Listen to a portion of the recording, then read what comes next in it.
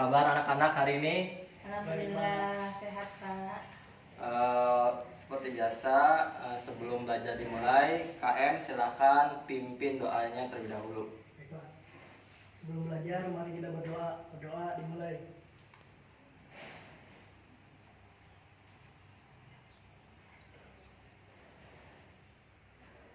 Selesai. Hadir semua hari ini? Hadir, Pak. Baik.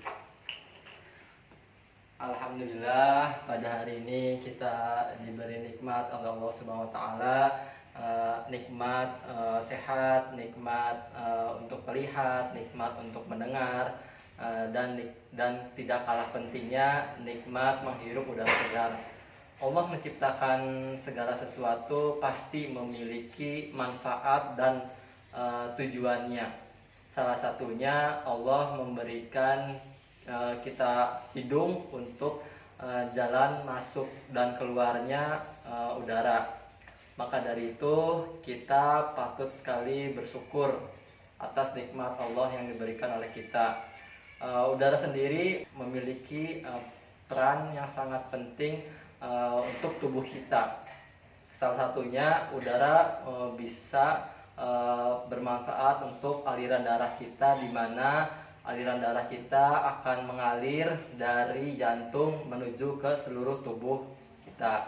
Oleh karenanya kita harus meningkatkan ibadah kita, iman kita. Seperti yang telah disampaikan oleh Bapak tadi, sekarang kita akan mempelajari sistem apa anak-anak?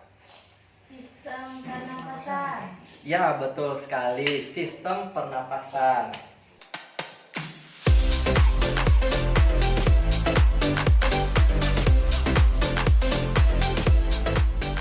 Hari ini kita akan mempelajari sistem respirasi atau lebih dikenal dengan sistem pernapasan. Bapak akan menunjuk salah satu dari kalian untuk membantu Bapak mempraktekkan cara bernapas. Coba silahkan kamu. Coba gimana cara bernapas kamu? Terus keluarkan. Tarik lagi. Keluarkan. Coba tarik. Tahan 10 detik. Dah, keluarkan. Apa yang kamu rasakan ketika kamu menahan napas? Sesak, Pak. Sesak. Oke. Ya, terima kasih ya untuk silakan teman. Tadi teman kalian sudah maju ke depan dan melakukan cara bernapasnya. Dia menghirup udara melalui rongga hidungnya, lalu dia mengeluarkan udara tersebut.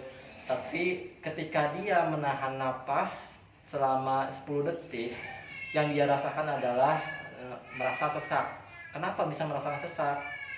Coba kamu, kenapa dia bisa merasa sesak? Karena tidak ada oksigen yang masuk ke dalam paru-paru. Nah, begitu. Bagus sekali. Istilah menghirup udara dinamakan, coba kamu istilah menghirup udara namanya apa? Gak tahu Pak. Nggak tahu. Iya. Coba kamu. Tahu, Pak. Nggak tahu. Jadi istilah menghirup udara ialah dinamakan dengan inspirasi. Kalau untuk mengeluarkan udara istilahnya, ada yang tahu? Coba kamu. Ekspirasi. Nah, betul sekali. Udara yang masuk ke dalam tubuh kita selanjutnya itu dinamakan dengan oksigen atau O2. Kalau udara yang dikeluarkan dari tubuh kita keluar tubuh dinamakan dengan karbon dioksida atau CO2. Tadi Bapak sudah sedikit menyinggung secara umum tentang sistem respirasi atau pernapasan. Sekarang kalian mencari informasi mengenai struktur, fungsi, dan mekanisme pernapasan pada manusia. Silahkan gali sebanyak-banyaknya. Bapak kasih waktu 5 menit. Ya, sok dimulai dari sekarang.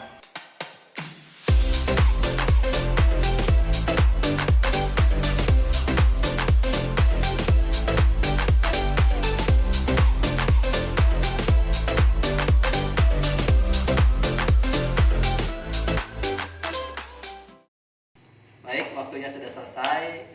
Perhatikan Bapak ya. Di sini Bapak memiliki gambar organ-organ pernapasan pada manusia. Bapak ingin salah satu dari kalian membantu Bapak untuk menunjuk, menentukan organ pernapasan manusia yang cocok. Coba kamu maju ke depan, bantu Bapak. Silakan, ini namanya apa, organ apa gitu.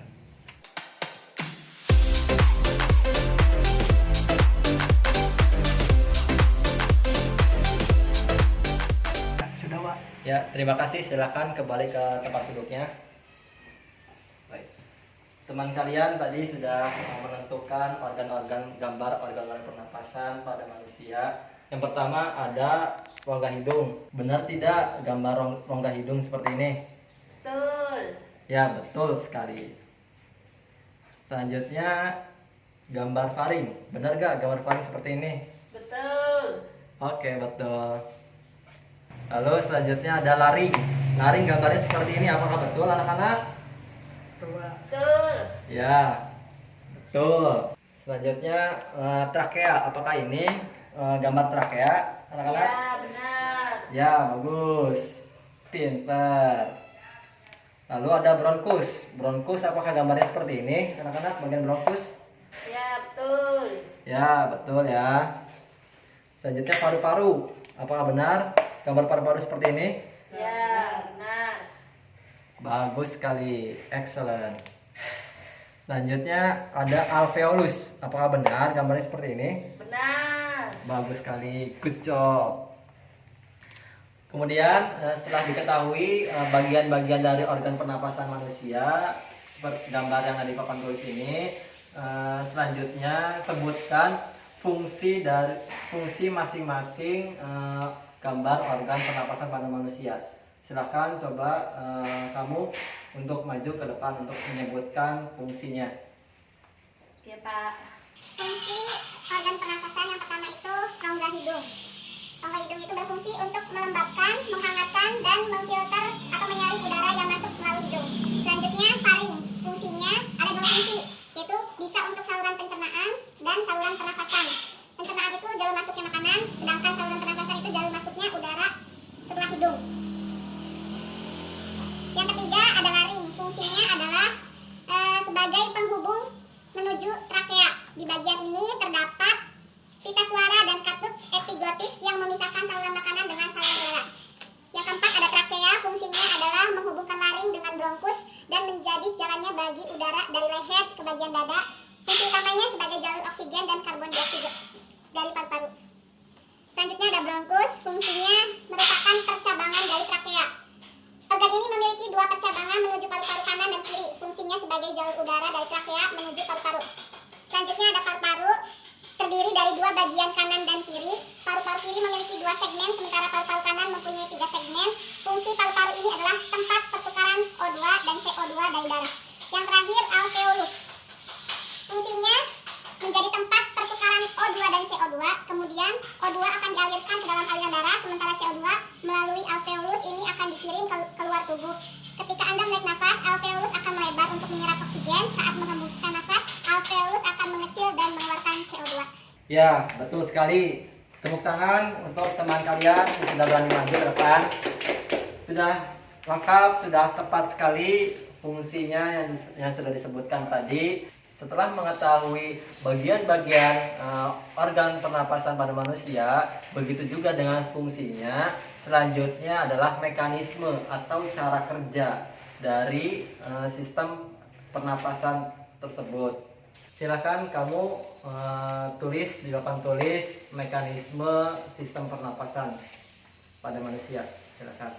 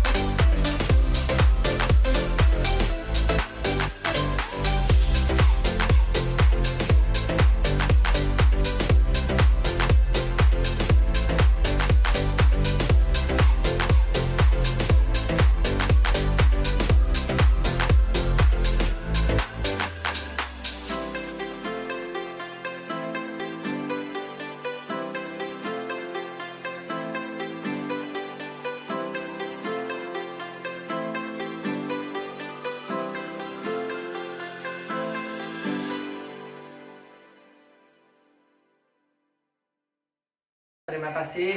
Silahkan berikan tepuk tangan untuk teman kalian yang sudah berani menulis jawaban tulis. Ya, jadi mekanisme pernapasan terbagi menjadi dua. Ada pernapasan dada dan pernapasan perut. Yang pertama ada pernapasan dada. Pernapasan dada ini memiliki dua proses, di mana udara yang masuk ke dalam tubuh kita dinamakan dengan inspirasi. Inspirasi ini bekerja apabila udara dari luar masuk ke dalam tubuh kita, maka yang terjadi pada otot tulang rusuk akan mengalami kontraksi sehingga roda dada akan mengembang. Coba saja sama kalian ya. Tuh, mengembangkan ya. Lalu volume di dalam paru-paru ini juga ikut meningkat. Itulah yang mengakibatkan rongga dada ini mengembang. Lalu tekanan dalam rongga dada menjadi lebih kecil daripada tekanan di luar, sehingga udara luar yang kaya akan oksigen akan masuk ke dalam tubuh kita. Lalu proses yang kedua ada ekspirasi. Proses ekspirasi ini adalah di mana udara yang ada di dalam tubuh kita keluar menuju luar tubuh kita yang dinamakan dengan ekspirasi. Cara kerja ekspirasi ini apabila udara yang ada di dalam tubuh kita akan melakukan pengeluaran karbon dioksida, otot antar tulang rusuk menjadi ke posisi semula yang tadinya mengembang jadi ke posisi semula. Lalu tulang rusuk akan turun, akan menyusut, rongga dada mengecil, volume paru-paru pun ikut mengecil, tekanan dalam rongga dada pun menjadi lebih besar daripada tekanan luar, berbanding terbalik dengan inspirasi. Udara dalam rongga dada yang kaya karbon dioksida akan keluar seperti itu. Mekanisme pernapasan yang kedua adalah pernapasan perut. Pernapasan perut terjadi dua proses, ada inspirasi dan ekspirasi. Seperti yang tadi sudah dijelaskan pada pernapasan dada sama halnya, namun pernapasan perut ini terjadi di diafragma, atau diafragma ini berada di bawah alveolus, di mana pada proses inspirasi ini diafragma akan mengalami kontraksi sehingga menyebabkan tulang rusuk akan terangkat, rongga dada membesar, tekanan di dalam rongga dada mengecil, paru-paru dapat mengembang, tekanan dalam paru-paru itu mengecil, lalu udara dapat masuk ke lubang hidung, rongga hidung masuk ke faring, dari faring masuk ke trakea, dari trakea masuk ke bronkus, dari bronkus akan mengalami percabangan 22 kali bronkus, bronkiolus, seterusnya sampai 22 kali. Lalu yang terakhir akan masuk ke alveolus. Lalu proses yang kedua ada ekspirasi, di mana diafragma merelaksasi atau di mana diafragma melakukan relaksasi kembali ke tempat semulanya, yang akan menyebabkan rongga dada akan mengecil, tekanan di dalam rongga dada meningkat, lalu ruang paru-paru mengecil, tekanan di dalam paru-paru akan membesar, udara akan mengalir keluar dari alveolus menuju bronkiolus, dari bronkus keluar menuju trakea glotis, keluar lagi menuju faring, keluar lagi menuju hidung, keluar lagi menuju lubang hidung. Nah, itu penjelasan mekanisme pernapasan. Ada yang ditanyakan anak-anak? Tidak ada. Tidak ada. Bapak rasa kalian sudah mengerti materi yang Bapak sampaikan pada hari ini. Jadi sistem respirasi atau pernapasan ini memiliki organ pernapasan. Yang pertama ada apa tadi? Rongga hidung. Kedua faring, ketiga laring, keempat trakea, kelima bronkus, keenam paru-paru, ketujuh alveolus. Nah, dari ketujuh organ pernapasan ini memiliki kerjasama yang cukup baik antara satu sama dengan yang lainnya, sehingga tujuh organ pernapasan ini Apabila salah satunya tidak berfungsi, maka akan menyebabkan penyakit, akan menyebabkan gangguan pada sistem pernapasannya seperti asma, bronkitis, dan lain sebagainya yang memiliki penyakit pada sistem pernapasan. Dari ketujuh organ pernapasan tersebut memiliki fungsinya masing-masing, di mana fungsinya tersebut saling mendukung dari organ sebelumnya dan organ selanjutnya, seperti itu. Lalu setelah itu diketahuilah mekanisme pernapasan, di mana mekanisme pernapasan ini ada pernapasan dada dan pernapasan perut. Masing-masing memiliki dua proses, di mana adanya proses masuknya udara ke dalam tubuh yang disebut dengan inspirasi, dan ada proses keluarnya udara dari dalam tubuh menuju keluar tubuh atau dinamakan dengan ekspirasi. Jadi begitu anak-anak. Ya Pak. Bagaimana sampai sini? Apakah sudah cukup jelas materi yang Bapak sampaikan pada pembelajaran hari ini? Sudah. Baik, untuk itu Bapak akan memberi tugas ke kalian, tugas untuk di rumah dikerjakan ya. Silakan Anda semua mencari informasi mengenai kelainan-kelainan pada sistem pernapasan. Nanti tugasnya dikumpulkan pada pertemuan selanjutnya. Jangan lupa untuk dikerjakan. Pembelajaran hari ini dirasa cukup sekian. Apa yang sudah Bapak sampaikan, apa yang sudah kalian sampaikan pada hari ini sudah cukup jelas secara detail. Semoga ilmunya dapat bermanfaat bagi kehidupan sehari-hari. Untuk itu pada pembelajaran ini pembelajaran ini kita tutup dengan membaca hamdalah bersama-sama. Alhamdulillahirabbil alamin. Wassalamualaikum warahmatullahi wabarakatuh. Waalaikumsalam warahmatullahi